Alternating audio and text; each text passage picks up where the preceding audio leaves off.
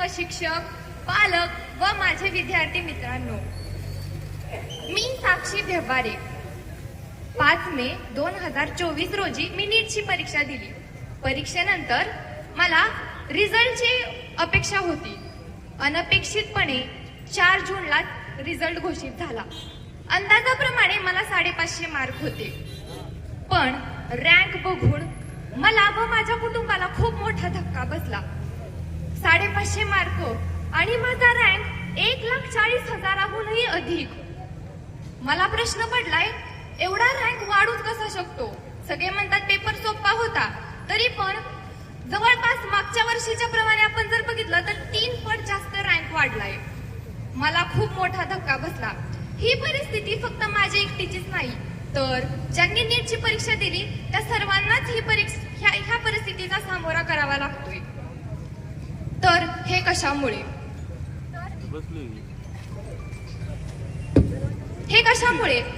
तर आपण सर्वांनी ह्याच्यावरती खूप चर्चा केली, सर्च केलं व आपल्याला समजलं की खूप मोठा स्कॅम झालाय.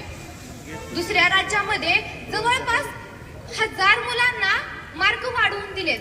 आपण खूप प्रश्न ह्याच्यावरती विचारले तर आपल्याला एनटीएने असं सांगितलं की मुलांना ग्रेस मार्क वाढवून दिलेत. का दिलेत? तर त्यांचा वेळ वाया गेला. मला सांगा, शाळेमध्ये आपण खूप साऱ्या परीक्षा दिल्या, कधी कधी 5-10 मिनिटं आपल्याला पेपर द्यायला म्हणजे शिक्षक आपल्याला पेपर उशिरा देतात, पण वेळेच्या बदल्यात आपल्याला वेळच दिला जातो.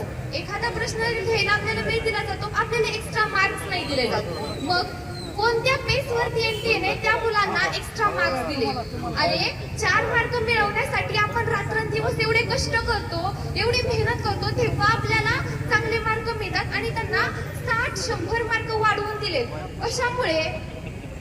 मला सांगा, आपल्यावरती किती मोठा अन्याय झालाय.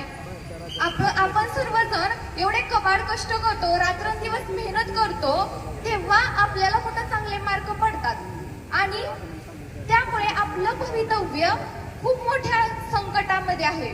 फक्त आपलं स्वप्नच नव्हे तर आपल्या देशाचं भविष्य खूप मोठ्या काळोखात ढकललेलं आहे एनटीएने आणि आपल्याला त्याच्या विरोधात लढायचं आहे. आपण घाबरायचं नाही. आपण छत्रपती शिवाजी महाराजांचे छावे आहोत. आपण सावित्रीबाई फुलेंचे लेकर आहोत. डॉक्टर बाबासाहेब आंबेडकरांचा आदर्श डोळ्यासमोर ठेवून आपण लढायचं, रडत बसायचं नाही. इतिहासामध्ये आपण पाहिलं कितीतरी अन्याय घडून गेलेले आहेत, पण ते समाजसेवक रस्त्यावरती आले, त्यांनी अन्यायाच्या विरोधात लढा केला, तेव्हा ते जिंकले. आज ही वेळ आपल्यावर आलेली आहे. आपण सगळे जर एकजुटीने लढलो तर आपण नक्कीच जिंकणार आणि आपल्याला नक्कीच न्याय मिळणार असं मला वाटतंय. त्यामुळे कोणी सुद्धा घाबरू नका. आपण सगळे एकत्र येऊन एनटीएच्या विरोधात लढूया. एक दिवस नक्कीच आपल्याला पण न्याय मिळणार असा मला विश्वास आहे. एवढं बोलून थांबते व तुम्ही मला इथे बोलण्याची जी संधी दिली त्याबद्दल धन्यवाद. धन्यवाद. यानंतर विद्यानिकेतन अकॅडमीचे संस्थापक काळे सर आपले मनोगत व्यक्त करतील.